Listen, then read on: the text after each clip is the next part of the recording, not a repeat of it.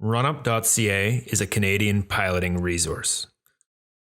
We offer a growing library of aviation and aviation English courses, as well as informational articles and podcasts. Check us out at www.runup.ca.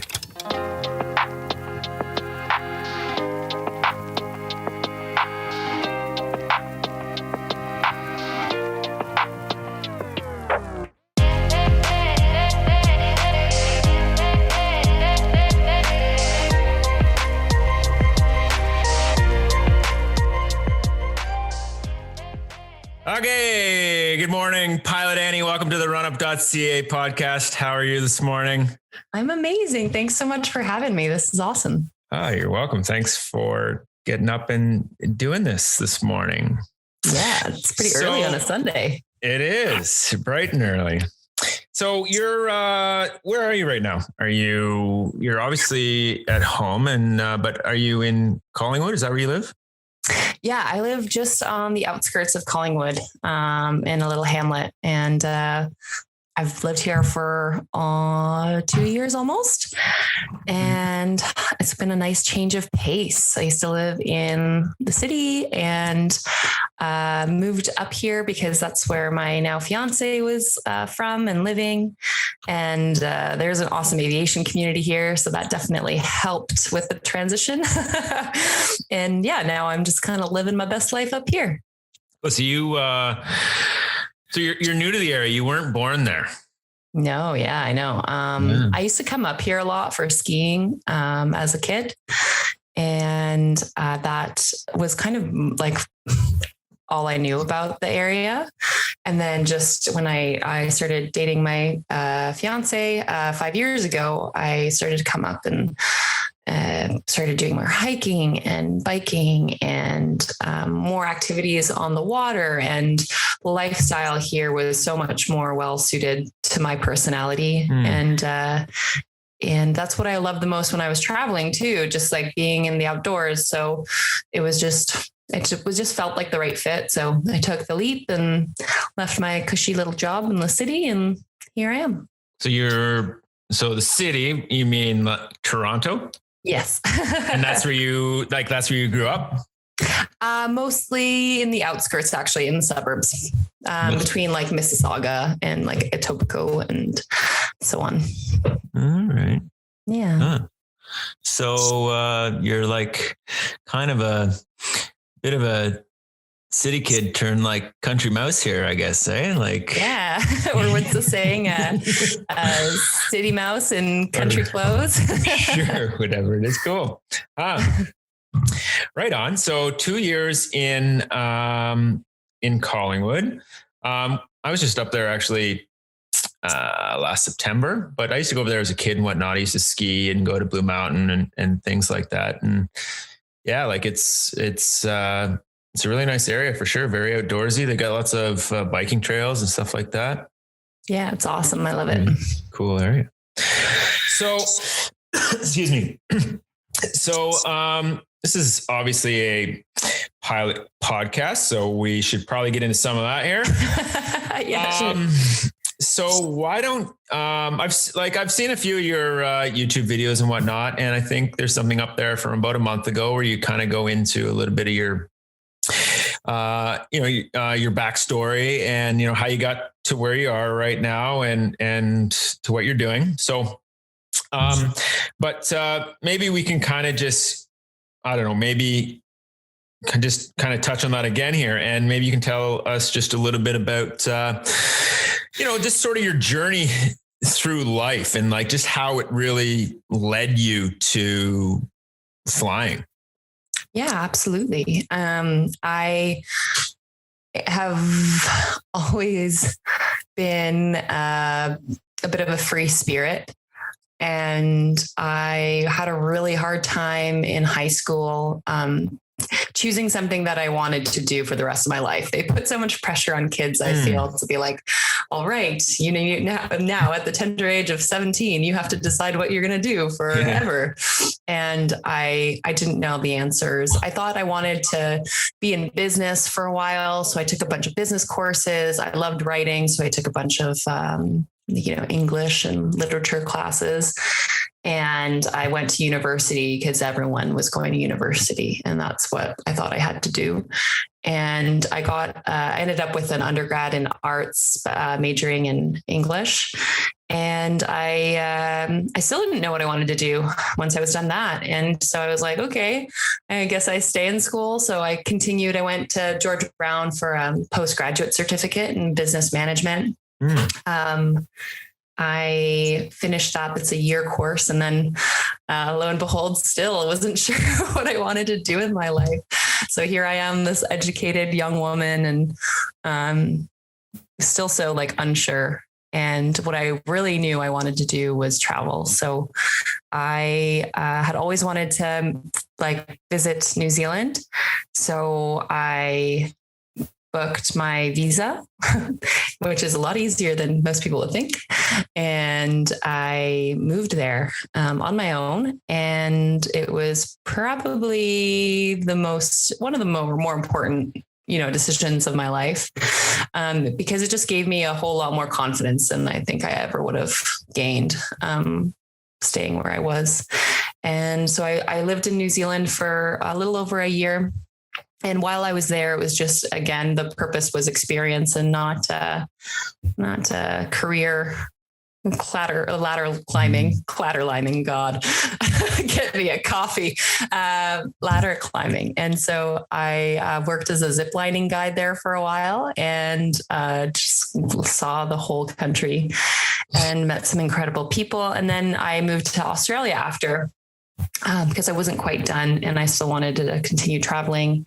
And while I was living in Australia, I lived in a very small town where they have a really booming little tourist industry, because they have lots of people that come and want to go snorkeling with manta rays and whale sharks and all sorts of other marine creatures. So when I was living there, they have staff housing out in the back of town.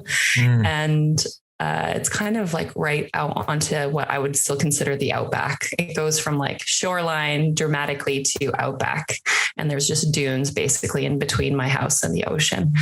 And there was this beautiful little dirt strip back there. And every morning there would be spotter planes that would take off, and they would fly along the shore and look for, sharks down below, or whale sharks or humpbacks, and then radio down to the boats in the harbor.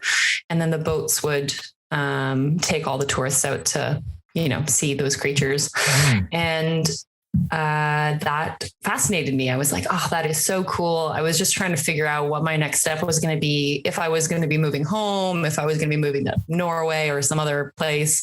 And I thought, well, if I did move home, that would be something that I'd be interested in pursuing. And I started calling a bunch of colleges up here in Ontario. So I called Sioux, Seneca, Confederation, that all had aviation programs. But the thing with all these aviation college programs is that they're developed for high schoolers, right? Or for people going from a high school education straight into a college environment. And you generally have to have science credits, right? And lo and behold, me thinking that I wanted to, be in business and in journalism, didn't particularly like science, didn't pursue that at all. So when I was talking to all these, counselors, they were saying that in order for me to get into these colleges, I would have to retake a bunch of science credits in high school. And then I would have to apply and then still do an aptitude test to get in. And it just seemed like a lot for something that I hadn't even tried before. I hadn't even flown a plane at that point. I hadn't gone on a discovery flight. So I was like, maybe not. So I moved back home and I went on a discovery flight. And what I decided was to pursue it privately. And I took out a loan co-signed by my parents and pursued my private license full time. Got that done in basically a little over a summer.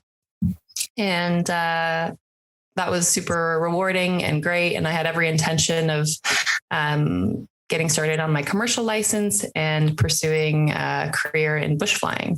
Again, when I was living out in Australia, I started watching Bush Pilot season 1, and I loved everything about it. So I was just like, yeah, I want to either fly in the North in Canada or fly in Africa. Those were the two goals. Well, one of them is still definitely, actually both of them are still goals of mine. Whether it's in a commercial or career aspect, I'm not sure, but I definitely want to get out there and fly very soon. But I was also just kind of at a point where within my family, there was a lot of health issues going on, in particular with my father. And I wasn't sure that I wanted to be too far from home. Also, by that time, I had accrued a lot of debt just from my private license. Mm. And I was already getting scared by it. It was really frightening. And so I think too, in aviation, when you get involved in it, you really have no idea how hard it's going to be until you're living it. And even just as a PPL student, I really didn't know what I was kind of signed up for.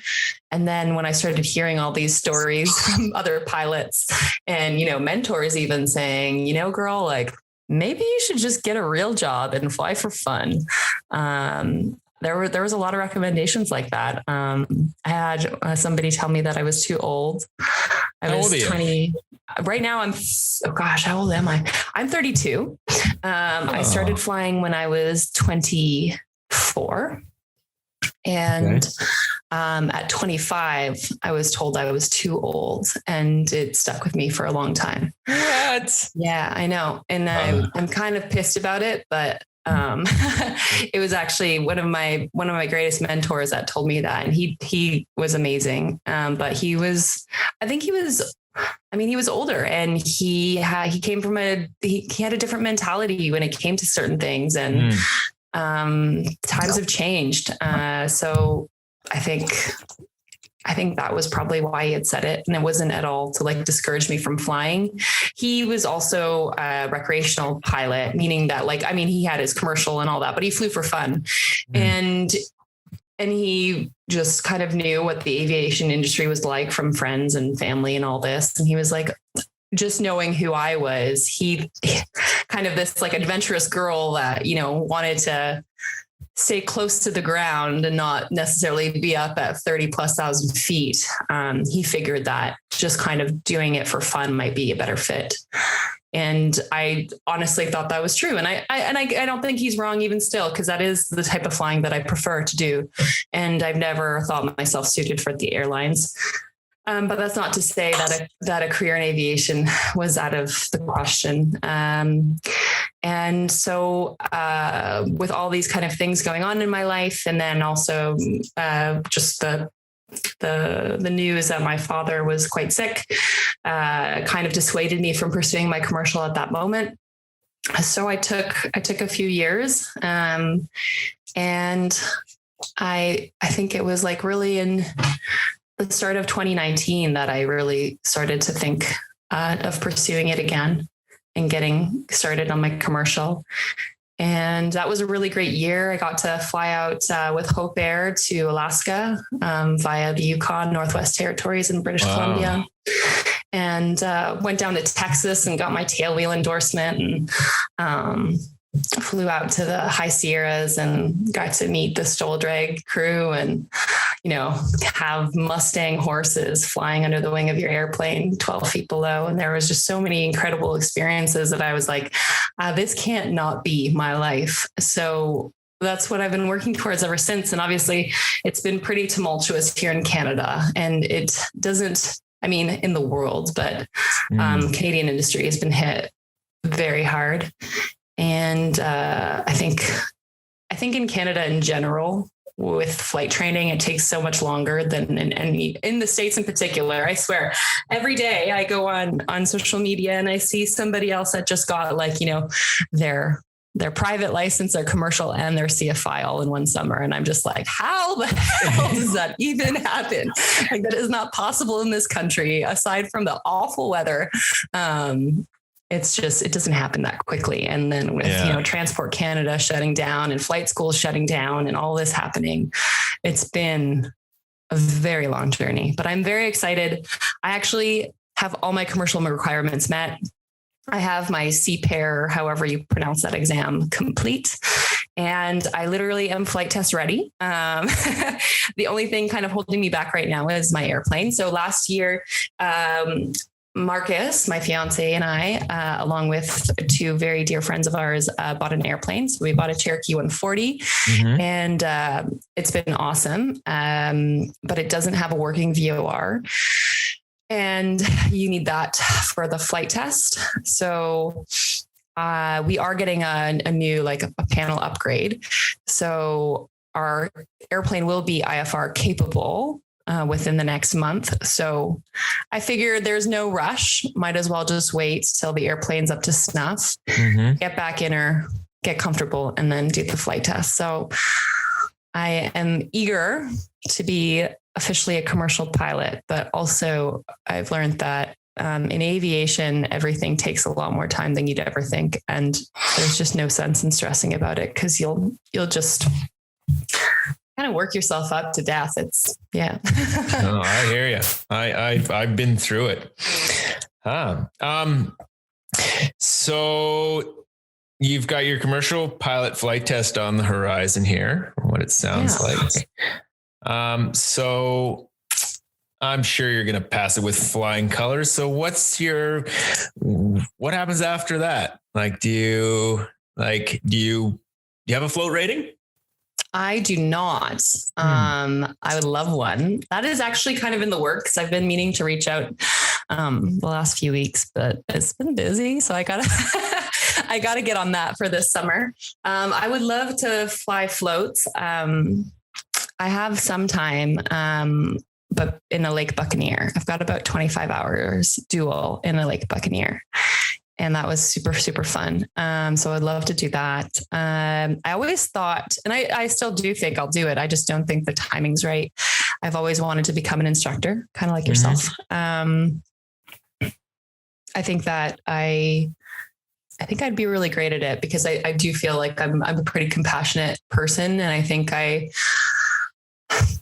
I would just connect really well with students. And I think I'm able to explain things in a light that doesn't make it seem overbearing or condescending. And I've had experiences with instructors that had made me feel like that. So, and I would love to just instruct women too. I think I've flown with a couple of female instructors, and overall I felt more comfortable with them. I don't know what it is. I honestly don't, but I would recommend it to any female. I think it might just be like a psychological thing, but anyway, I would love to help people on their journey, also men and women.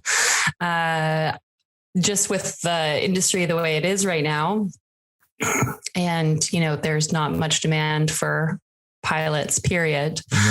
I think that I will probably just continue flying for fun for a little while.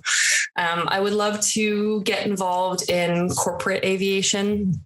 I think that's fascinating to me, because you never know where you're going to end up, and you're going to different places all the time. And generally you're flying different people, and that variation is important to me. So if there was an opportunity, then that would certainly be something that I think would be a good fit. But yeah, and then I'm really lucky. Just through social media, it's been really awesome, just networking and meeting people from all over the world. And so it's been really cool to take people up on their offers, and show up in different places around the world. Obviously it's been difficult in the last year or so, but I'm hoping that once our restrictions change at the borders, that I'll be making my way down to, Idaho and Nevada and South Africa and a few other places, and just, do that. And I think that in life, a lot of people get really bogged down by time. And I just don't care anymore. I just want to enjoy every moment. And if it's not if it's not a career, then that's okay. And it's not a big deal. I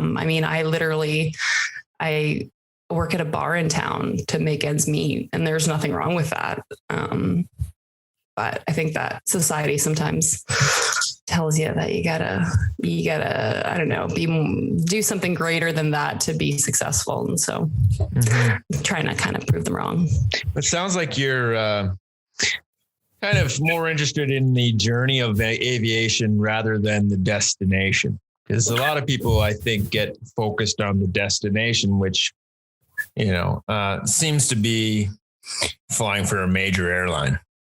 Right. And how quickly can I get to, that major airline? But there's just so much adventure to be had, in aviation. And, I don't know. It just, I think people lose sight of that sometimes. And, when you talk about being a flight instructor as well, like, there's a lot of positive things about being a flight instructor, and you get a lot of you feel good about teaching people. And, like you taught somebody how to fly a plane, right? And you get to go home every night, right? To your own house. You don't sleep in a different hotel room every night away from your family, or if you have kids, whatever it is. So, I guess you just enjoy the journey that aviation takes you on. And I think that's what a lot of people should maybe try to do a little bit more.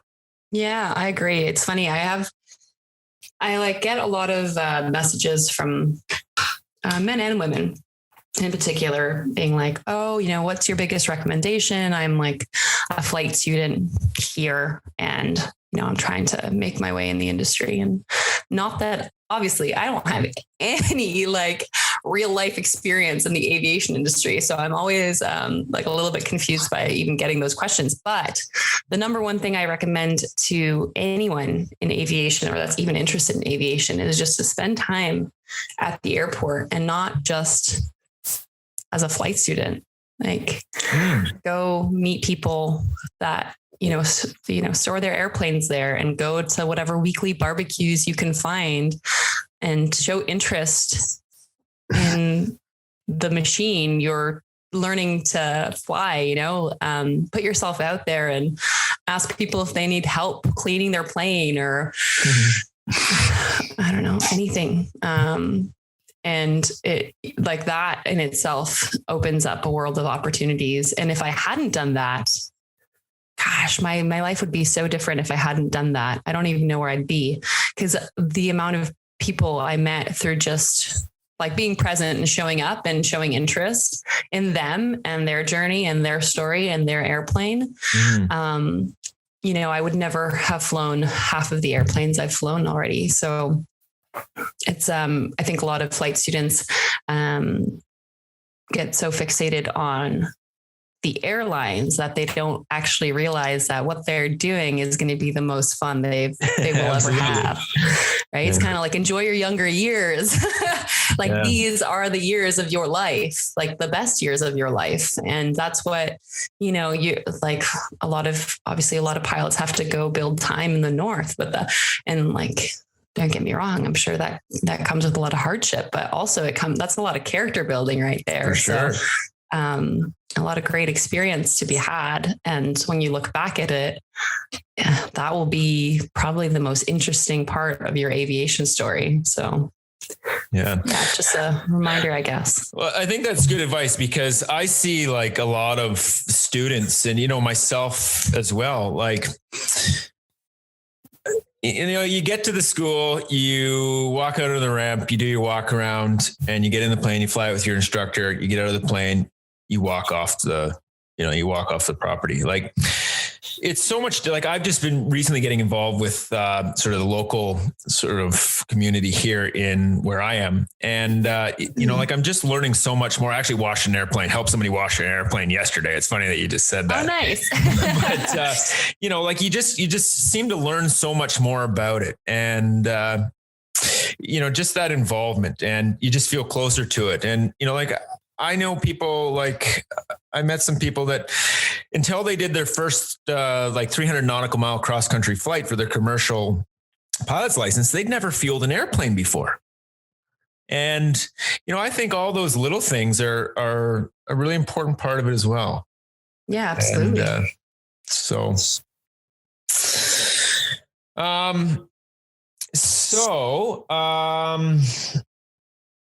I just wanted to ask you a little bit of an off-topic question, I guess. Yeah, go for it. Ooh, I'm intrigued.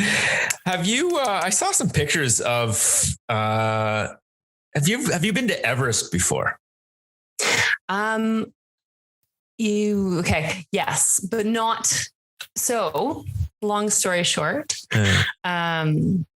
my dad was a mountaineer in the 70s, and this was back when Poland was a communist country, but mountaineering at the time was like the biggest deal because that's when a lot of the first ascents were happening on most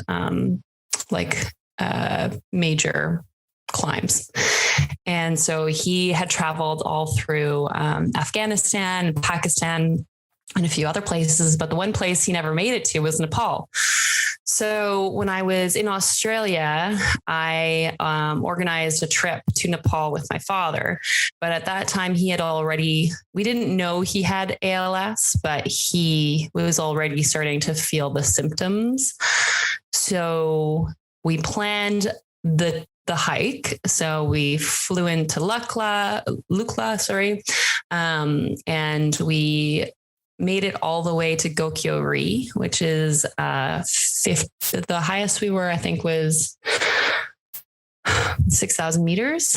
And it was just too hard for him to do the full loop. So yes, I have seen Everest. I've been in the Khumbu Valley and done the Everest Trail, but I've never been to Everest Base Camp, nor have I completed the full trail. So yeah, that's the pictures you would have seen anyway. Right. That was a really awesome trip. It was really cool because my dad just knew all these amazing stories of the mountaineers and his friends that had climbed all these amazing mountains, and he hadn't been there before. So it was really cool to see him looking at these mountains. And sorry.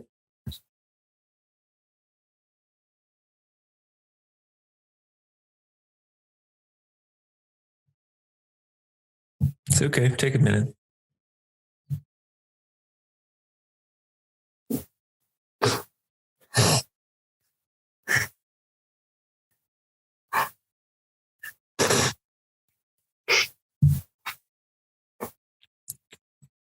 Sounds like you've got a lot of your adventure from him. Yeah. Sorry. That's okay. Take as much time as you need. Yeah. But yes, so that was our journey through Nepal. It was really cool. I spent almost 2 months there. I spent just over a month with my dad, and then another 3 weeks with a couple friends. But yeah, flying into Lukla was pretty amazing. It's one of the highest airports in the world. There is another airport actually that's higher than that, but it is right above Namche Bazar, and that is technically the highest airport in the world, and it's a grass strip. But mostly it's heli traffic. I didn't see, although it is a full I think it must be at least 2,500 feet, if not longer, strip. I only saw helicopters fly out of there, but yeah, it was an awesome little journey. That's for sure. I'm just looking up Lachlan now. Just in Google Maps here. Okay. It's right off of a cliff and it's a really short landing. So actually when you're landing, they're basically hitting the brakes right when they make contact. And then when you're taking off, you literally just like, you can feel them nose over and try and pick up airspeed to be able to make their way out of there. It's a really, actually there was a really terrible accident there a couple of years ago. There was footage all over online.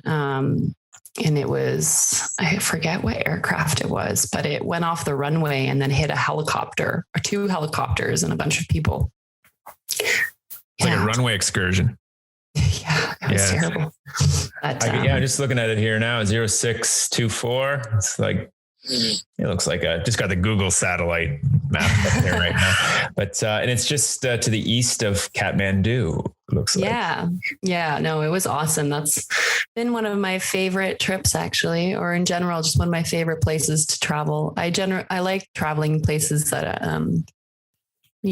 are just different culturally. I learned so much about Nepali people and they have it's just so fascinating, their culture and their language. And it was really cool meeting some Sherpas up there too. But for sure. Yeah, it was awesome. You find all these little things in other cultures that you just, wish you could kind of blend into your own culture, like things that you find in other places that, they're really cool. And, a lot of people haven't traveled. They've never had those experiences. And you start to think that, maybe your culture is the best and whatnot. And you get out there and you see other things. You realize that, some other cultures has some really cool things that, would be really great in your culture as well. Yeah, no, for sure. Did you go to Kathmandu? I did. I spent a bit of time there and then we went to Chetwan as well and Pokhara. Pokhara is really beautiful. We actually went on this really cool paraglide experience. And my dad, I'm surprised he even did it with me, but he was pretty hesitant. But I booked us in months in advance because it's pretty hard to book in. But they have this, they call it parahawking experience. And what you do is you go tandem on a paraglider, but they release these vultures ahead of you. And the vultures, any bird of prey apparently, can see thermals. So when they're flying, they fly towards the thermals and then the paragliders follow them. But these vultures are trained. So whenever the instructor would whistle, the vulture would come around and then fly alongside. And as the person, or the tourist or whatever, the tandem person, you get like a little bag of meat treats and you get a glove and you get to feed the vultures while they're flying. Holy. So you put your hand out and they'll whistle and the bird will come in, land on your arm, and then pick up the snack and keep flying. So these vultures actually landed on your on your hand while you're paragliding. It's nuts. I saw it. I was watching some show and it was this British guy on the BBC. BBC was covering it and they're like, live from Pokhara. So-and-so is like, he's a vulture conservationist. Yeah. Vultures have a really bad rap. Just so they look scary. They're like so essential to our ecosystem though. Like they kind of are like maggots in a weird way. So they eat all this dead meat, right? And it's kind of important, obviously, to the balance of life. And now I feel like I'm quoting Lion King, but they unfortunately have been dying at mass rates because of all the I remember him telling me it's because of the whatever we're feeding the cows and just all the shots that they get throughout the year has been killing vultures as a result, because when the cows in Nepal, when they die, vultures come and eat the cows, and then the vultures get sick because of whatever they're feeding the cows. It's like, anyway, this was like years ago. I can't remember. I'm like paraphrasing. If you're interested, I'm sure you can find the answers online, but, yeah, there's a lot of vultures that have gone extinct, and there's many that are endangered. And so it's this really cool facility that they offer these experiences to get people close to vultures and to see them in their, or like in the wild, and also to kind of preserve them. So maybe we need a new website, savethevultures.com. Yeah. Maybe that's your next venture. Yeah, maybe. Well, yeah, your travels through Kathmandu, that's something that was kind of on my radar. And I thought maybe I wanted to try to do like an Everest base camp or something like that. And I don't know, like kind of, well, flying kind of not necessarily got in the way, but it certainly took a big chunk out of my wallet. And there's not a lot of money to go traveling or do anything like that right now. But yeah, I hear you. That experience. Sweet. So back to piloting and flying and Pilot Annie here. So you got your commercial pilot's license on the horizon here, and your flight test, you got all the requirements done and everything like that. So it's just a flight test coming up. And then, did you plan on getting like, an instrument rating or a multi rating, or do you already have that? Or yeah. So I've decided to move forward with an instrument rating, but not a multi instrument. The reason being is that I don't really know when or if I'll be flying a twin. So I'm going to focus on single. I've actually completed the ground school, and I am on the wait list to write my INRAT. Okay.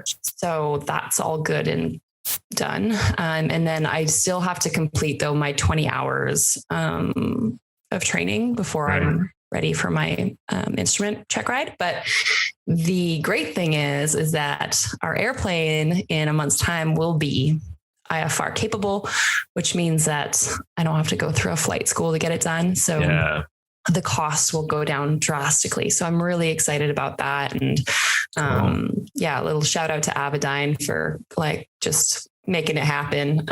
They're so lovely. They reached out and were like, we love what you're doing. We need more women in aviation.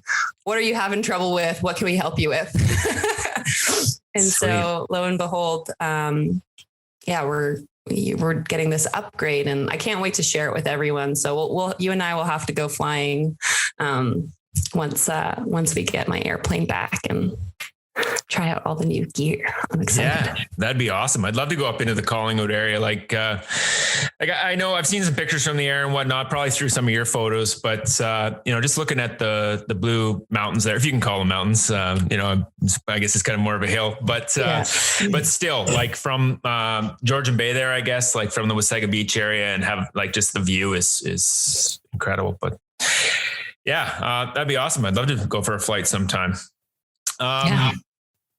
So I see that you've also got, so you've got a website. Yeah. pilotannie.com. And you're very connected on social media. You've got a YouTube channel. You've got Instagram. You've got a Twitter, and obviously a Facebook account. Yeah, I'm trying. It's so hard to keep up with all of it though, and still have a life. But yeah, no, I really enjoy it. My favorite it's definitely Instagram, just because I love photography. And so it's really cool to connect to people through that. But yeah, the website is more of a place to just kind of like blog and let people know what I'm up to, and kind of there's so much that I do. And I feel like on Instagram, it's like, it's only there for a second and then it's gone forever, you know? So it's kind of a place where I can put what I've been working on, whether it's articles or, I don't know, a flight with Hope Air, or, any other number of things that I kind of work toward. So it just seems like a way to kind of give more permanence to what I've been working towards. So Yeah, I'm excited about it. I've had it actually for a year and a half, and I just did a little bit of an upgrade with it. And I'm pretty happy with it. And basically, I always feel super lame that it's called pilotannie.com. It was funny. It was recommended to me to make Pilot Annie more of like a brand than I'd ever done before, and to get a logo going. And so I enlisted a graphic designer to help me with that. But I felt so, I don't know, it feels so weird sometimes to do that, because it's not a brand, it's me, it's who I am. And so it's just, it kind of feels almost, it just feels awkward at times, a little bit, I guess. And so hence the birth of Plaid Pilots. At the airport here anyway, we kind of dubbed ourselves that because we were Canadian. And what's it called again? Plaid Pilots. Okay, yeah, that's something about so that. Yeah. Instead of having like Pilot Annie t-shirts, if I ever saw that, I think I might like Chuck. I'd buy one. Oh God. Instead of having that, I think it's more relatable. It's like Plaid Pilots. It's a community. It's Canadian. It's, I don't know. It's something that represents, I think, a bit of everyone and not just me. Sure. So that's kind of what that's all about. I really like the logo, whoever was your graphic designer. I just like the font, and it's really cool. Thank you. And your Instagram, 16.2 thousand followers here. Holy moly. You take some really good pictures, eh? Thank you. Yeah. I love photography. It's been awesome. I've always loved photography in high school. Actually, that was one of the courses I took every year. So for 4 years, and I actually thought I wanted to become a photographer, and I love it very much. And it's a cool way of merging my love for writing and photography and aviation all in one place. So I think that's why maybe it's kind of resonated on that platform for me more than anything else. So, yeah. Well, I see, just looking through here, you Pilot Alexis. Because we're trying to get her on the podcast. I think she's Should I message her? A little busy with her commercial pilot's license right now, but I think she's willing to do the podcast sometime after she finishes that. So awesome. Pilot Alexis, if you're listening, we're ready when you are. Yeah, no, she's so lovely. And she's got a really cool story, obviously. And her and I did the Hope Air expedition together. So we flew together from BC to Alaska. And so we were roomies the whole time. So we got to know each other pretty well. And cool. I visited her last August in Whistler, and she took me on the most epic flight. And she's a wicked pilot. She really knows her shit. So it was really cool to kind of like see her in a different light, because before we were flying as like co-pilots and in separate airplanes. So it was really cool to actually fly together. Cool. Did she fly out of Pemberton or Squamish? Squamish, right. Huh. Cool. So let's see what else we got here. Just having a look at your website here. Yeah, you obviously said you like to do some writing, and you did start a degree in journalism, and you do some writing on your website here, which is cool. What's the, this is a really hard word to say, philanthropist. Yeah, I got to update that section. So I've been doing a lot of work with Hope Air. I'm not sure if you've heard of Hope Air before or not. Yeah, I've definitely heard of it. I don't know a lot about it, but if you want to tell us a little bit about that, that'd be cool. Of course. So Hope Air is a really amazing organization. They are the equivalent of Angel Flight in the States. Okay. Basically what they do is they provide flights and accommodation for people who can't afford to travel to major centers to get medical care. So if you think about Canada and how massive of a country it is, and how sparsely populated we are. I mean, yes, we have like a few major centers, but aside from that, there's a lot of rural Canada that, has to travel to get to major centers to be able to see specialists.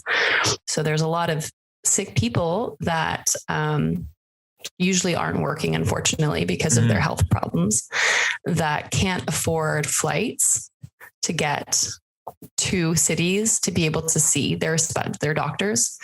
And it's something like, I think like 70% of patients that need medical treatment that live in rural areas who can't afford it are more likely to cancel their appointments than to, like, I don't know, ask for money from a friend or family or take out a loan or whatever. So Hope Air provides these people with free travel and accommodation so that they can travel with their, either they can go themselves or travel with, their families to go get the care they so desperately need. So it was really when I went on this trip in 2019 with them, we stopped in Prince George and Quesnel and a bunch of other communities, and we met the people that use their services. And it was pretty eye-opening. And the reason being is that, especially on the West Coast, you have these massive mountains and there's no way through them generally, right? There's just like some back roads way, some mountain passes.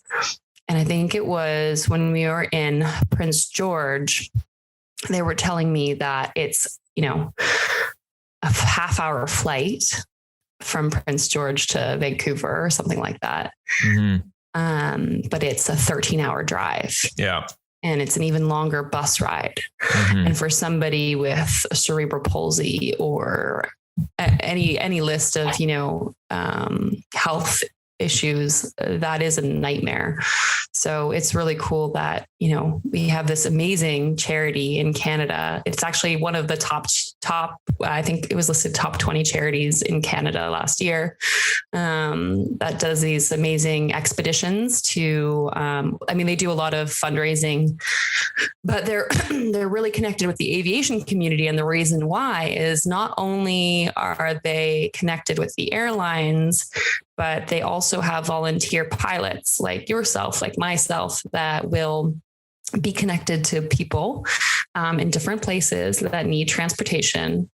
And these volunteer pilots will go pick them up in their Cessna 180s or, Cherokees or whatever they have and fly them into cities. So it's a pretty big network of pilots just like you and me, that, offer their time and their airplanes to help people, make their medical appointments, at a more reasonable cost. So, it's a fascinating charity. They do so much great work. I actually went on their last expedition last year, and that was from, here to Saguenay. And again, like I went with a group of, I think there was 12 of us in total. And each of them had these incredible stories of people they had met through the charity, whether it be transporting young children that were going, making their way down to sick kids in Toronto, and just the joy they felt in that plane ride, going down, even though they were going down, to see doctors, to do blood work, they were still so excited for, the journey down there. So it was really, it's an incredible charity. I can't recommend it more. And, so I've been doing a lot of work with them and can plan to continue doing that and continue supporting them in any way I can. So that's what that page is about on my website. So I'm just kind of finishing that up. I need to put a bunch more information there and links and whatnot so that people can learn more about it. Yeah, cool. I'm just looking at the Hope Air website right now. So it's hopeair.ca, correct? Yes, correct. Yeah.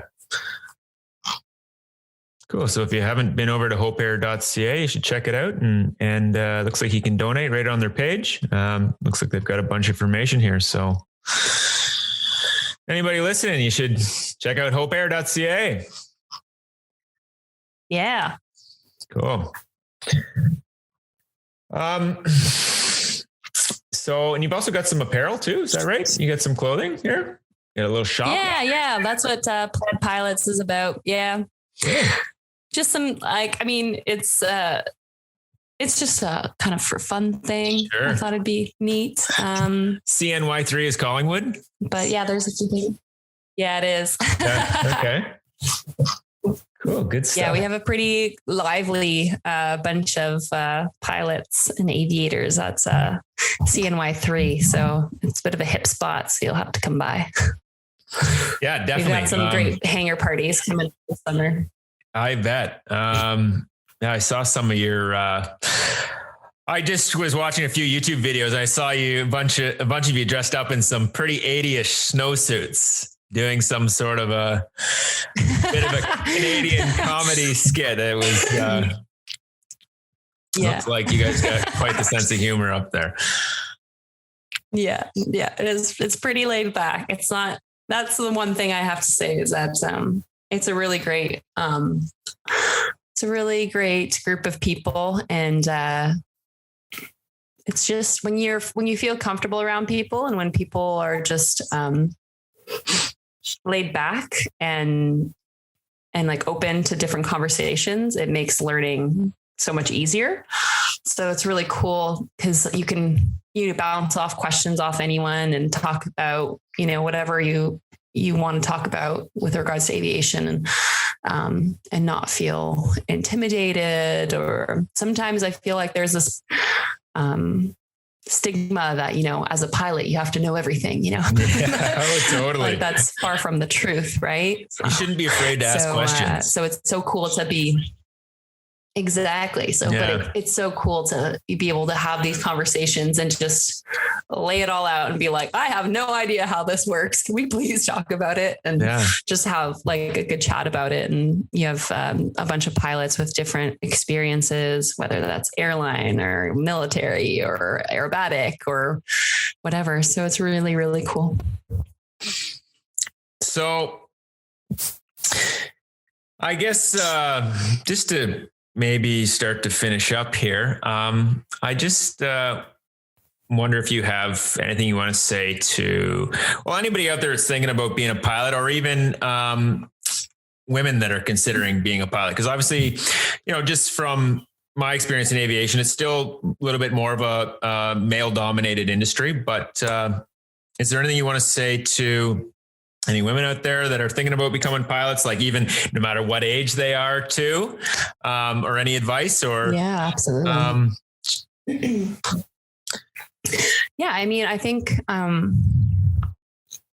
I think in general, if you're considering it, then you need to try it. And with anything in life, if you don't give something a full shot, you'll always wonder what could have been. Aviation is an incredibly rewarding path, whether it's a career or not. It doesn't matter which you choose. There's so much value in it. It's incredibly rewarding. It is incredibly challenging, and everybody has a different path within it, but there is no age restriction. And there's plenty of people getting involved in it well into their 60s and 70s. So, as long as you got a clean bill of health, that's all it really comes down to. And even if you don't have a clean bill of health, there's so many ways you can get involved in aviation and continue flying. And even for pilots that, have lost their medicals, there's opportunities there to step in and take them, be their safety pilots and, experience aviation together. But yeah, I would just say as a female pilot, I would encourage women to get involved because, what's that saying is that, we need to be like visually represented. We need to be seen in order to inspire. And there are so many instances where, that I've heard of young women that saw a female pilot at an airport and, in her epaulets and her suitcase walking down the terminal. And that in itself, they never exchanged words, inspired them. Yeah. So if you could just follow your passions, follow your dreams. And then if that leads to a career in aviation, that's great. And I bet you'll inspire lots of people on the way without even realizing it. So I hope that helps. I don't know. I'm not like a motivational speaker or a public speaker, but and I'm new too. Like, I'm so green. I have no experience in the grand scheme of things, and I'm just learning, and I don't have all the answers, and I'm not trying to fool anyone into thinking I do, but the little I know, that's what I know. So there it is. Cool. Well, Pilot Annie, I really appreciate you doing this morning.